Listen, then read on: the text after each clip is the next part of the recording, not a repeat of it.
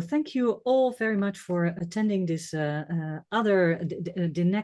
today's Happy Hour webinar of the Dutch group network for research integrity. And today we have a very special guest, and you already see the PowerPoint slide, and I hope a lot of you have been signing up to focus on this interesting topic for today that is also challenging our discussions on what integrity and research management and research ethics should be about. So I'm very happy that we have amongst us Professor Annelies Moors. She is a professor at the University of Amsterdam in the Faculty of Social and Behavioral Sciences, and also a NIAS Fellow at the moment, doing a very exciting project actually. And the project title is The Struggle for the Future of Ethnography. And this is also the title of her topic, Doing Ethnography, Institutional Surveillance and the Struggle for Epistemic Diversity. So I think that there will be probably a lot of questions rising up during your presentation. I hope at least so that we will have a very fruitful discussion on this, because people joining these happy hours are usually very interested in everything that is ongoing in the field of research integrity, responsible conduct of research. And well, there are, of course, a lot of new directions and a lot of criticism also being raised very recently from different angles on the current focus and the dominance of some perspectives in the field of research integrity. So I'm very happy that you were willing to present today for us. So without further ado, I would say, Annelies, the floor is yours. Well, thank you very much. Let me start with thanking you for inviting me to do this presentation this afternoon. And what I will do is I will first say something about why I started this project. Then I will say something about the structure of the book that I wrote and the particular themes it addresses. And then I will go more in depth into some of the arguments. So let me start about the background of this book. Why did I write it? Well, basically, the impetus for writing it were my experiences with research management in the course of the last 15 years. On the one hand, I noticed that ethnographers tend to ignore research management as a strategy, and this works for some people, but it only works if you have a secure position. It doesn't work if you're a junior researcher or if you need to apply for external funding. At the same time, research management tends to ignore ethnography. And with ignore ethnography, I mean they consider it just as another qualitative method and not as what I would do, is see it as a particular scholarly approach. So I applied to NIAS to get a fellowship, and I was lucky to get one and able to write this book. Setup of the book is as follows. It has two different kinds of chapters. On the one hand, it has the chapters that address broad themes in the field of ethics and integrity. That is, chapters about ethical review, about open science, about integrity protocols. And it has chapters that go more in depth into the practicalities and what this means for doing ethnography in practice. So these are chapters about doing no harm, informed consent, anonymity, positionality, and sharing field notes. And one of the problems that I will foreground immediately is that these terms tend to be often used in a rather common sense way. So what I do in the book is then I trace how these terms have emerged and developed, how they have become signified, how they are used in particular contexts by particular actors, and I address then why and how I think that the ways in which they have been used can be very problematic for ethnographers. Now, let me foreground immediately the main argument of the book. There are two main arguments. One main argument is that ethnographers are not against ethics and integrity, which is an impression some people sometimes have, but they do integrity and ethics differently. First argument. Then the second argument is that institutions, so institutions like research management, often have problems with recognizing the value of epistemic diversity. So the first thing I'm going to do now is delve into the question, what is doing ethnography? Now, doing ethnography, I would like to highlight for me doing ethnography, what I consider important and many other ethnographers consider important is that it's not simply a method, but it's an approach. And it's an approach that highlights that highlights discovery rather than design. So you cannot map everything in advance because it's discovery. There is a lot of serendipity involved, and you have to be very open to the unexpected. It's a longer term immersive way of working, which is open-ended, not an easy moment of start or a moment of ending. It's also often called participant observation. What the ethnographer does is actually she or he poses himself in the position of a student. So it's a very relational approach.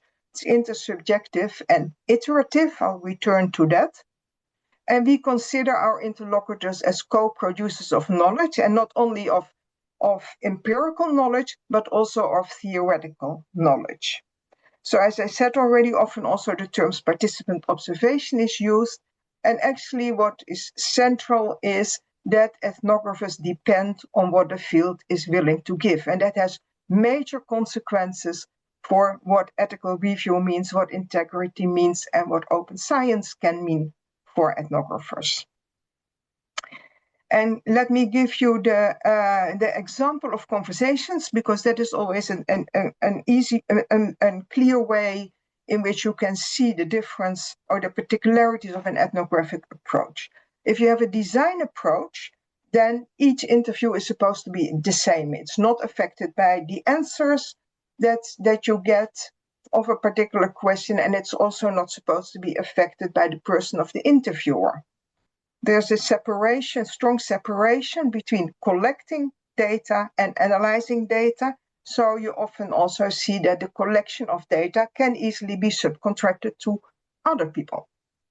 So it's often within a positivist framework that starts from a representative sample. You test hypotheses, you use statistical analysis, and you aim at getting a generalizable conclusions. Now, a discovery approach is very different. In a discovery approach, each interview or rather conversation is different from the other one, because what you learn from your first interview, you use for your second interview. So there is a strong impact of the answers in the first interview, and there is also the recognition that the person of the interviewer matters. This also means that collecting and analyzing of the material is iterative. It is done by the same person because you build up in the course of working, and it's a continuous process of learning. And the framework is then often interpretative. You work with in-depth cases to gain insight in broader issues. So it's a very different style of doing research. Now, let me now turn to some of these encounters or perhaps tensions between ethnography and research management. And I'll start with the emergence of ethical review. Well, with the emergence of ethical review, there are two different roads to ethical review. One road is internal criticism by anthropologists. And you see this very strongly in the early 1970s with the American Anthropological Association that developed its first code, Anthropological Code of Ethics. And the central element there was protecting the interest of our interlocutors is of paramount importance. And this was the case because the criticism anthropologists had developed at that time was a criticism of the colonial, the entanglement of anthropology with the colonial rule, the entanglement with war efforts, and the entanglement with counterinsurgency. So that is why the protection of the interests of interlocutors was so important. These codes had no legal force, but they worked as an educational tool, and they were also used to represent anthropology collectively to those outside of the field. A very different impetus for ethical reviews were the scandals in the biomedical fields. And first of all, these were the Nazi experiments with the prisoners in concentration camps.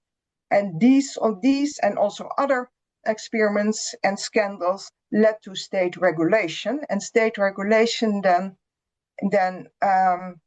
meant a demand of prospective ethical review.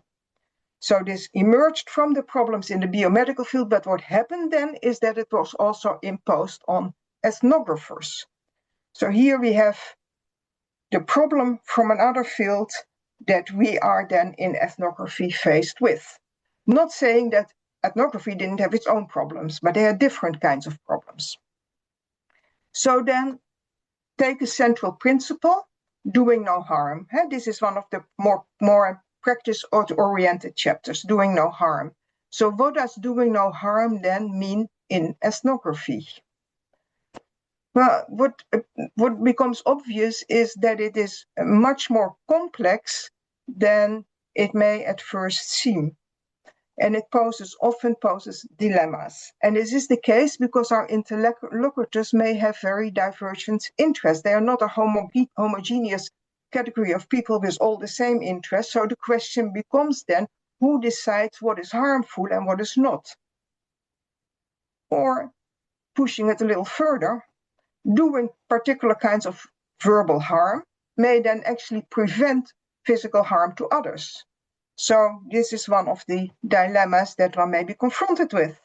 So it also means that you really need to, and a lot of, not all, but many ethnographers would argue that when you discuss issues of doing harm or not, that you need to take power relations into account, and that doing harm to perpetrators of violence is different from doing harm to the victims of violence.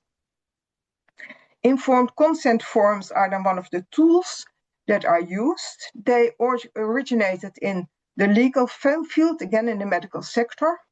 So the first question then for ethnography becomes then, who does an informed consent form actually protect?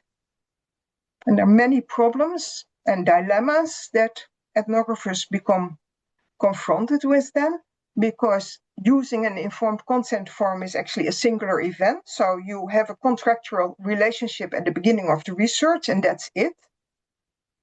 The problem is then also that it produces a paper or a digital trail, because people have to register their name. And this actually may endanger ethnographers and their interlocutors, because we do not have the legal right to confidentiality. So actually there is a risk by having people sign a paper with their name on it. And it also creates the tension, of course, when you tell people, well, we don't really need your name, we will keep you anonymous, and the next thing you do is you would ask them to sign a form. Moreover, it can also privilege those in power, because for people who are in a position of power and who realize what, the possible criticism that research may, the possible criticism they may face because of research, they can actually obstruct the research by simply not signing a form, whereas people in a vulnerable position are often hesitant to sign a form because they consider that also in a different way as a risky thing to do, and then may be excluded from being able to participate in research. Actually, the notion of informed consent itself can also be problematic. And that is because it tends to override agency. It tends to override the agency of the ethnographer, because the ethnographer is supposed to fully inform their interlocutors, but because there is considerable uncertainty and unpredictability in ethnographic research, it's actually very hard to do so. And the agency of our interlocutors may well be overrated, because to what extent are they free to consent? They can also be very dependent on powerful others. So often there is less, and the next point that matters then with respect to this informed consent is that there's a lot of emphasis on having this proactive, to having this prior to starting research. But often what matters most to our interlocutors is what we make public. So, and that is a topic that far less attention has been paid to. So actually what I've argued until now, of what I would like to very briefly summarize, is that on the one hand, the problem is that our interlocutors, as well as us, ethnographers themselves, are considered as autonomous individuals who have the freedom to act, rather than as people who are embedded in a web of unequal social relations that have an effect on what they are able to do or not to do. The ethical codes tend to be based on standardized rules and regulations, often universal, etc., universal, bureaucratized, etc., which then does not really work for the everyday ethical dilemmas that ethnographers are confronted with, which in that case, a more flexible case-by-case method would work better. Now, the next encounter between ethnographers and research management centers on the notion of open science. Open science, of course, has emerged as an attempt to democratize research, to make it accessible to a far wider range of people. And that's important. But it also has turned through time into forms of surveillance. And here again, power matters, because as many others have already argued before me, is that the risk of open science is that it may amplify inequalities in academia. And these inequalities can be of a different kind. They can be material inequalities, because open science is far easier to bring into practice for wealthy Anglophone academia than for people in far less privileged circumstances. And it also is problematic from an epistemological point of view, because it works best for positivist approaches. Like if you think about things like pre-registering hypotheses, registering interview protocols, making your research data public, all these points, all these elements are far easier to do in that case than in the case of ethnographic research. So this would then, which could summarize this as a form of epistemic injustice. So what openness actually matters? When we talk about openness, and I'll go back to this point that I mentioned before, the common sense use of terms, this is a problem also with openness, because there's some of the key terms, and some of the key terms are sharing, sharing of data, sharing of materials, etc., and transparency. They sound really like virtues. Who can be against, sharing? Who can be against transparency, right? But in fact, if you think a little bit further about it and you use a more reflective approach, then they also pose problems. With sharing, we have already seen this happen, is that public data can easily become privatized, with people making considerable profits from data that are actually publicly that have been made publicly available. Transparency is also a problematic notion, because and I think there the central question should be is who is actually demanding transparency from whom?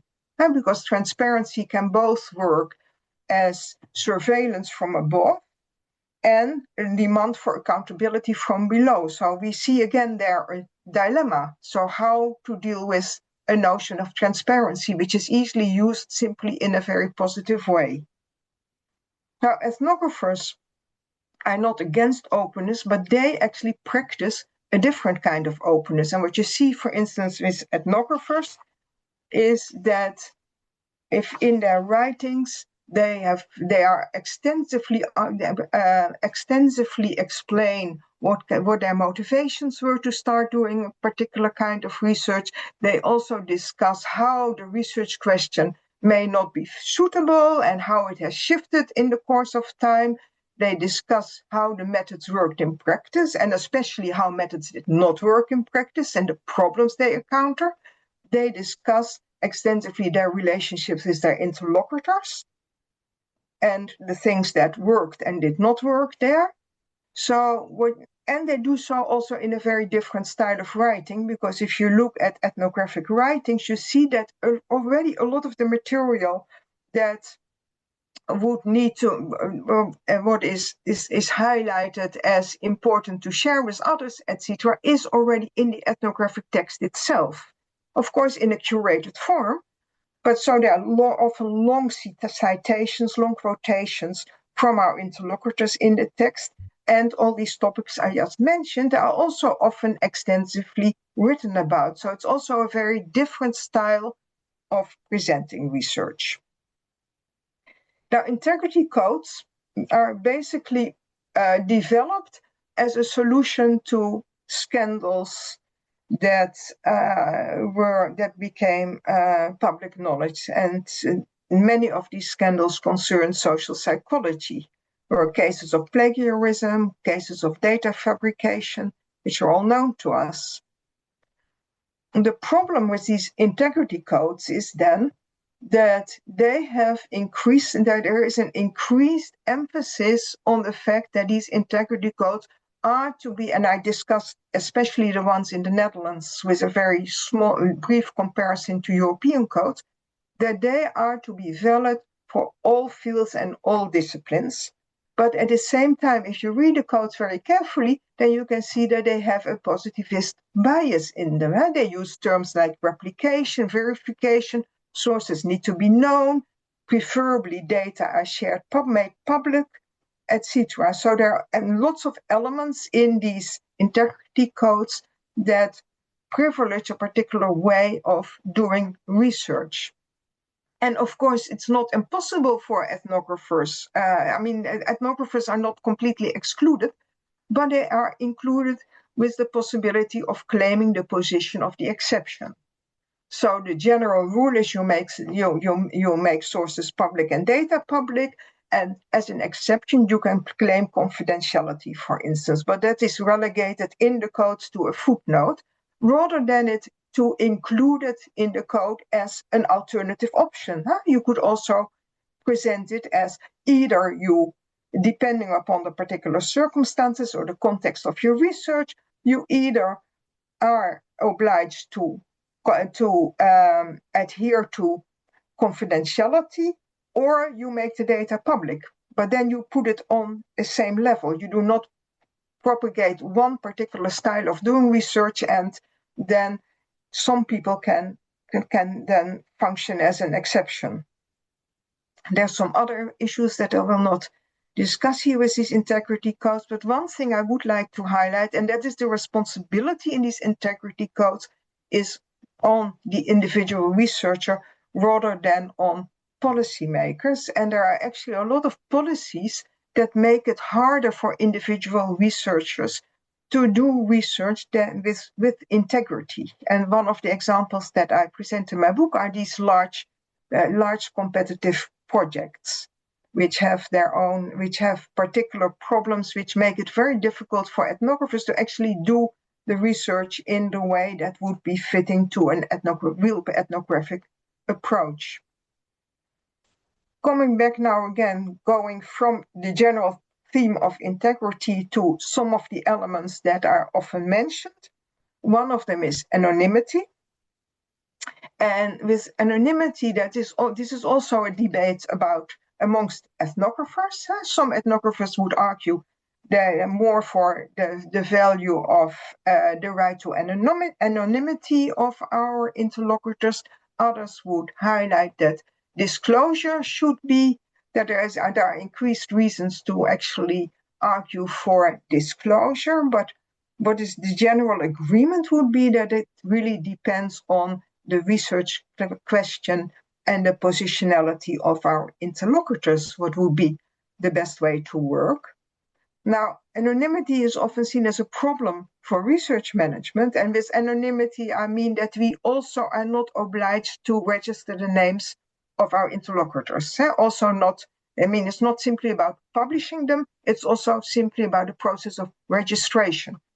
So for research management, is that a problem? Because they would argue that it's harder to control. I can say a lot more about that actually, but that would be too much. Then I don't have enough time for the remainder of this presentation, so I won't do that now.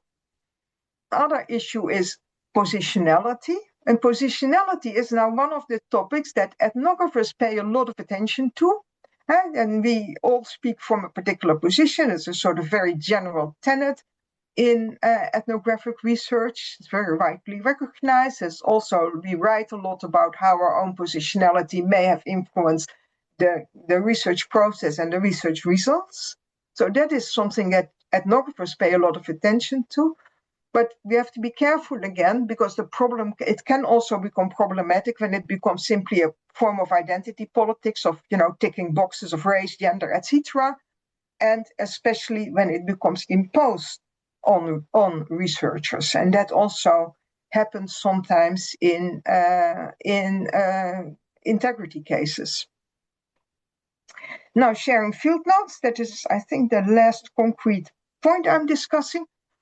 Now, why is sharing field notes problematic for ethnographers?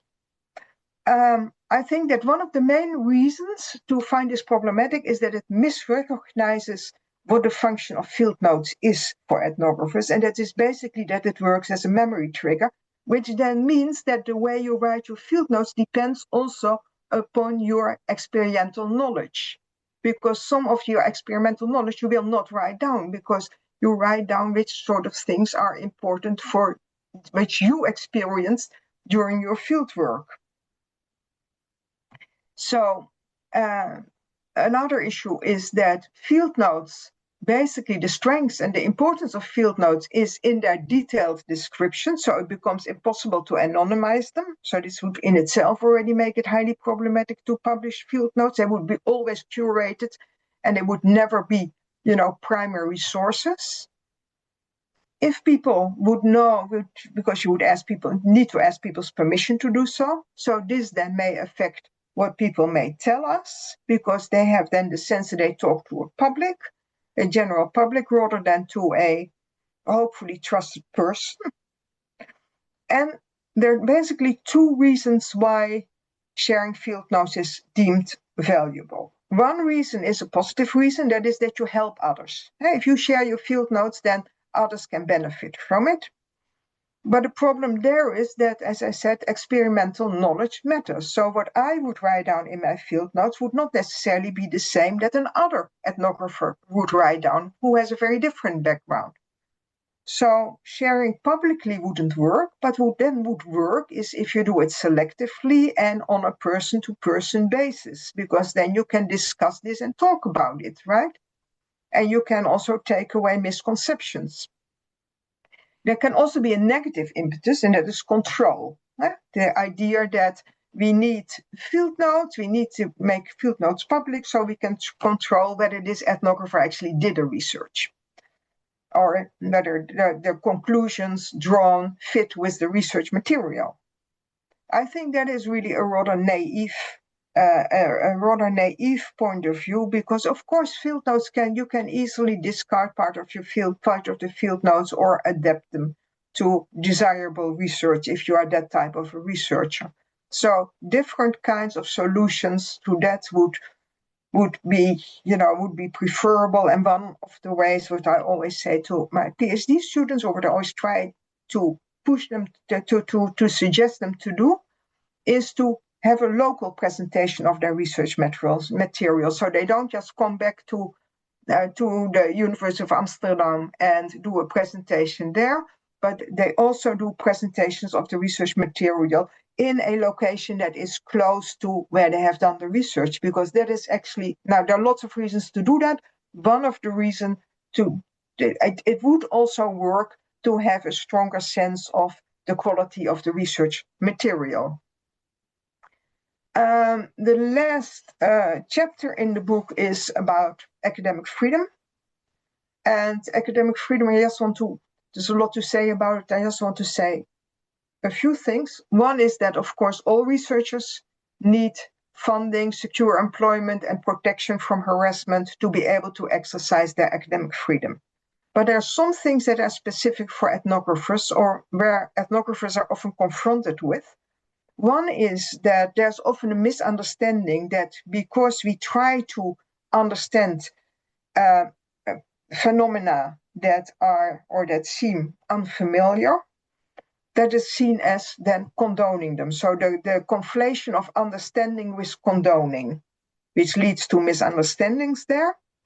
The other thing is that the emphasis on complexity and ambiguity in ethnographic research stands in a tense relation to the often desire of wider publics of very clear and unequivocal answers.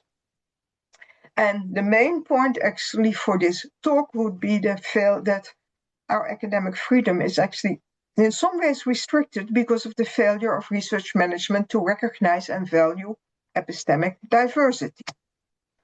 Now, to end with, I do not want to give you the impression that it's ethnographers against the rest of the world, because there are very similar problems that also researchers in some other fields face. So the 2 points I'm mentioning now are 2 points that I was not aware of when I started my research project. And so they were also new for me, because when you really realize that what matters is the difference between an approach that is a design approach or a discovery approach, and that means that also there is also in other academic fields, you would have a similar problem. And then there is a major difference, for instance, between laboratory research with formalized protocols where skills are transferable and where you have a controlled environment, versus field research, which is highly informal, which has tacit and embodied knowledge as important, and which depend on what the field is willing to give. So even in some of the sciences, in biology, etc., you also have within a particular discipline these different approaches. And that is why we should not think simply about disciplinary differences, because yes, an ethnographic approach is most often followed in anthropology, but also in other disciplines, sometimes an ethnographic approach is followed, although it's often more as a method than as an approach. And this whole broader context of a design versus a discovery approach we also find in other academic fields. The second point is what I also did not realize sufficiently when I started the project, but which I became aware of, is that both the categories of ethnographers and research management are internally fractured. I mean that ethnographers do not all agree about how to deal with these various elements of research management, and some would argue that it's much better to adopt to some of these things because it's also better for the status of the field of the academic field. And in research management, you also see a divide between. It's often a divide between people who are, more further removed from research practices and who are closer to the research practice. So, for instance, data managers tend to be often much more sympathetic and understanding of the problems that ethnographers would face than people who are higher up and devising the policies. And I will leave it at that. Thank you very much.